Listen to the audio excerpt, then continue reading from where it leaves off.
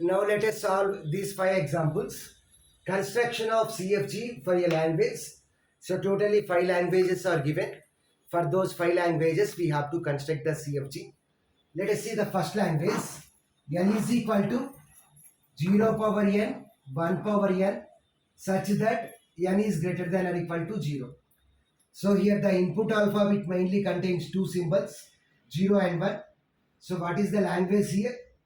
Here n value starts from 0 only. So 0 occurrences means epsilon. 1 occurrence means 0 1, 0 power 1, 1 power n, 0 1. Next 2 occurrences means 0 power 2, 1 power 2. So that is nothing but 0 0 1 1. First let us write the production rules. Production rules. Production rules are denoted by P. Denoted by P. Let the starting symbol is yes. Yes implies if you take the minimum string, it starts with 0, ends with 1. Next string also 0 0 1 1. It starts with 0 and ends with 1. So here it starts with 0 and ends with 1. In between 0 and 1, we can have any number of zeros and ones. In order to get any number of zeros and ones, we have to call the starting symbol recursively. Or if you take the first one, what is the first string? 0 occurrences, epsilon. For termination purpose, we can use this epsilon. So these are the production rules. Now let's check whether these production rules are correct or not by deriving the string 0 power 2, 1 power 2. So S implies 0 S1. Next S implies 0. In place of this S, substitute 0 S1. Next remaining one, 1.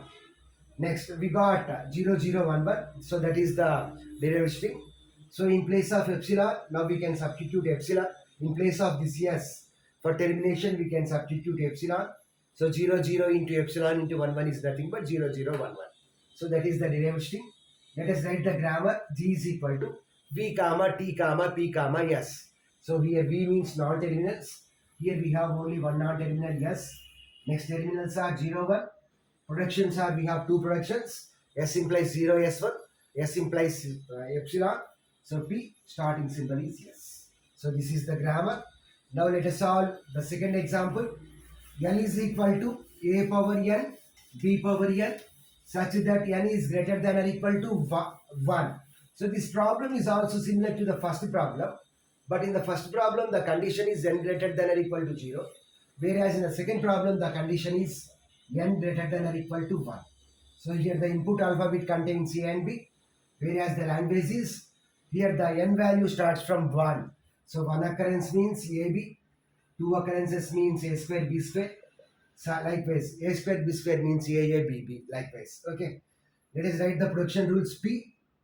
S implies, if we observe here, it starts with A, ends with B. If we observe AA B B, A square B square, it also starts with A and ends with B. In between A and B, we can have any number of A's and B's, equal A's and B's. So for getting those, we have to call this starting symbol recursively. Or what is the minimum string here? Here we don't have epsilon. The minimum string is AB. So for termination purpose, we can use AB. Now let us derive the string A power 2, B power 2.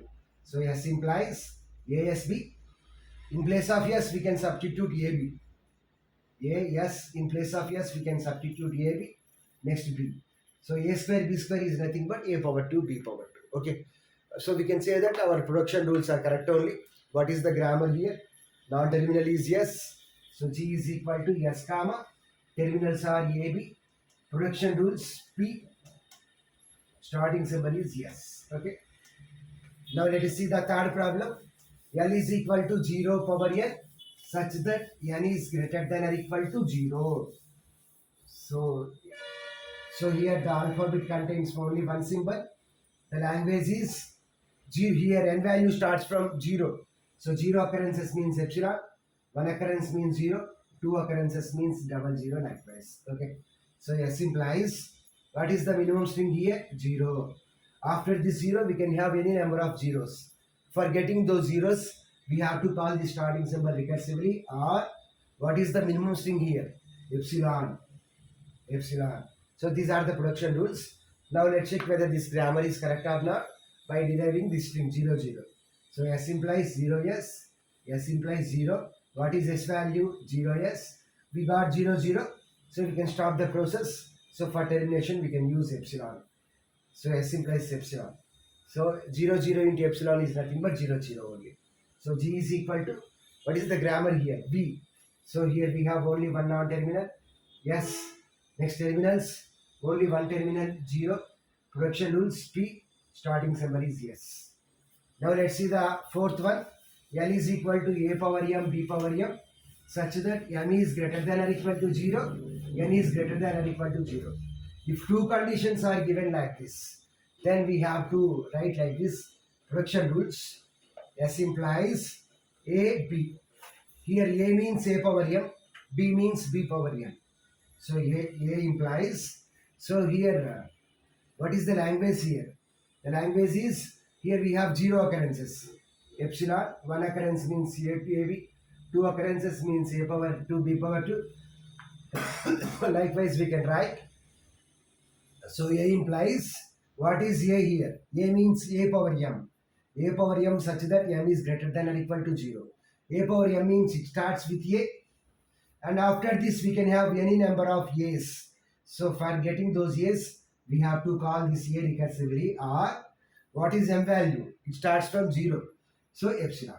B implies B means B power N such that N is greater than or equal to 0.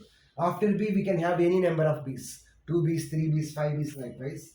So BB or epsilon. Let us see the last problem. The only difference between these two problems are, here N value is greater than or equal to 1. So that means we can have minimum 1B. Minimum 1B means for termination we have to use small b. Here we don't have epsilon. Why? Because here the condition is N greater than or equal to 1. So N greater than or equal to 1 means minimum 1B. Minimum 1B means we have to write B. So in this way we can solve any problem with the help of the CFG. For any language, we can write the context-free grammar very, very easily. So here we have to always focus on the termination. If the language starts with 0, if it starts with 0, then we have to write epsilon. If it starts with 1, we have to write that corresponding symbol. Here we have AB. For the termination we have to write AB. Here for the termination we have to write B. Okay. Likewise, we can solve any problem. For any problem, we can write the context-free grammar very, very easily. After solving the problem, we have to write the grammar also. That means those 4 tuples: B, T, P, S.